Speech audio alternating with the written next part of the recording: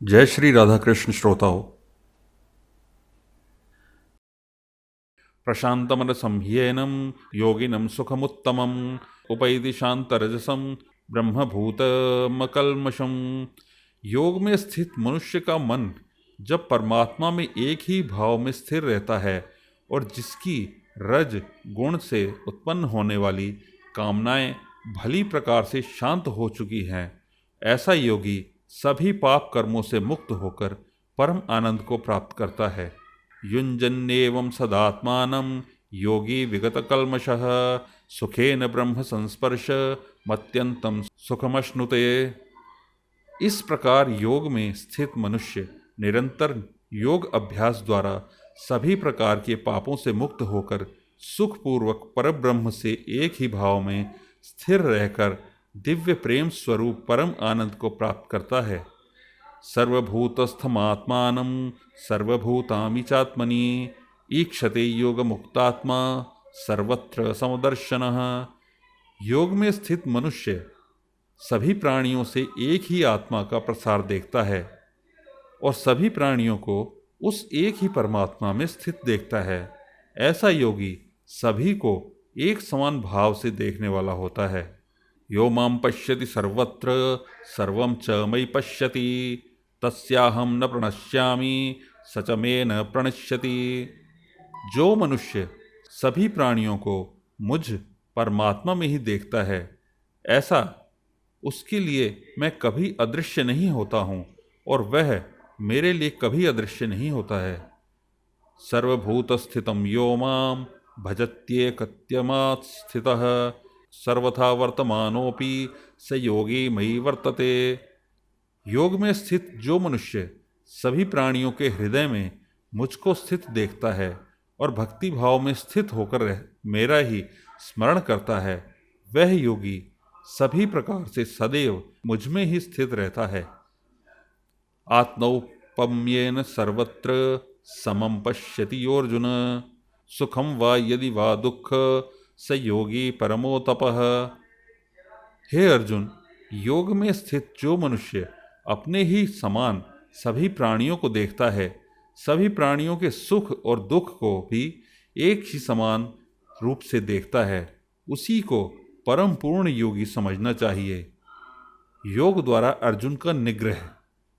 अर्जुन उवाच योऽयं योगस्त्वया प्रोक्तः साम्येन मधुसूदन एतस्याहं न पश्यामि चंचलत्वात् स्थितिं स्थिराम्।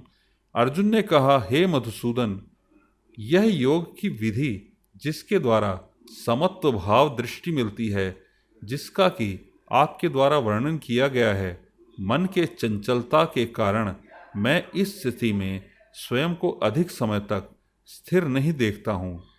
चंचलम हि मनः कृष्ण प्रमाधी बलवदृढ़ तस्याहं निग्रहं मन्ये वायोरिव सुदुष्करम। हे कृष्ण, क्योंकि यह मन निश्चय ही बड़ा चंचल है, अन्य को मथ डालने वाला है और बड़ा ही हठी तथा बलवान है, मुझे इस मन को वश में करना वायु को वश में करने के समान अत्यंत कठिन लगता है। श्री भगवानुवाच असंशयं महाबाहो मनोदुर्निग्रहंचलम् अभ्यासेन तु कौन्तेय वैराग्येण च गृह्यते।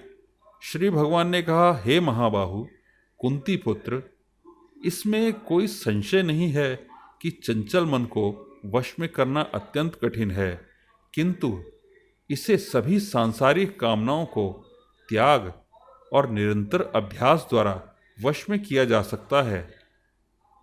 असंयतात्मना योगी दुष्प्राप इति मे मतिः वश्यात्मना तु तथा शक्यो वाप्तुमुपायतः। जिस मनुष्य द्वारा मन को वश में नहीं किया गया है, ऐसे मनुष्य के लिए परमात्मा की प्राप्ति असंभव है, लेकिन मन को वश में करने वाले प्रयत्नशील मनुष्य के लिए परमात्मा की प्राप्ति सहज ही होता है। ऐसा मेरा विचार है। योग भ्रष्ट हुए मनुष्य की गति। अर्जुन उवाच अयति श्रद्धयोपेतो योगाच्चलितमानसः अप्राप्य योग संसिद्धिम काम गतिम कृष्ण गच्छति।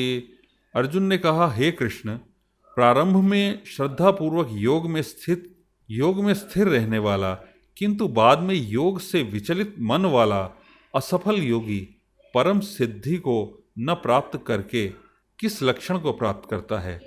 कचिन्नो भय विभ्रष्ट छिन्ना भ्रमेव निश्यति अप्रतिष्ठो महाबाहो विमूढ़ो ब्रह्मणः पथि। हे महाबाहु, कृष्ण परमात्मा की प्राप्ति के मार्ग से विचलित हुआ, जो कि न तो सांसारिक भोग को ही भोग पाया और न ही आपको प्राप्त कर सका, ऐसा मोह से ग्रसित मनुष्य क्या छिन्न भिन्न बादल की तरह दोनों ओर नष्ट हो नहीं जाता? एतन्ते संशयं कृष्ण छेतुमर्हस्य शेषतः त्वदन्तः संशयस्यास्य छेत्ता न ह्युपपद्यते। हे श्री कृष्ण, मैं आपसे प्रार्थना करता हूँ कि मेरे इस संशय को संपूर्ण रूप से केवल आप ही दूर कर सकते हैं, क्योंकि आपके अतिरिक्त अन्य कोई इस संशय को दूर करने वाला मिलना संभव नहीं है।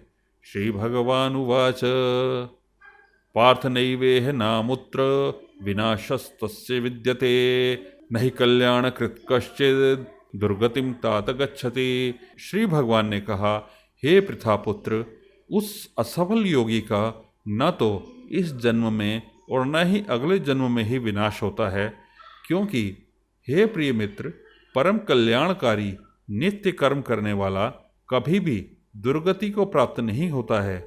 प्राप्य पुण्यकृतां लोकान् शिष्यत्वा शाश्वते समा शुचीनां श्रीमतां गेहे योगभ्रष्टोऽभिजायते। योग में असफल हुआ मनुष्य स्वर्ग आदि उत्तम लोकों को प्राप्त होकर उनमें अनेकों वर्षों तक जिन इच्छाओं के कारण योग भ्रष्ट हुआ था, उन इच्छाओं को भोग करके फिर संपन्न सदाचारी मनुष्यों के परिवार में जन्म लेता है। जय श्री राधा कृष्ण।